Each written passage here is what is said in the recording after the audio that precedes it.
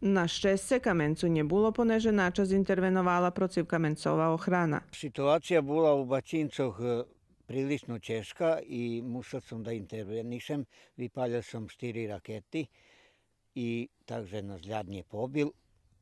Malo veljki vitor bol i povaljal nam do zusevi, ali eto vidim, že se vracaju nazad, slunko ih vyčahuje hore i bude to všetko urošore. Odkedy ja robim, išće sam njemal slučaj da pada ljad.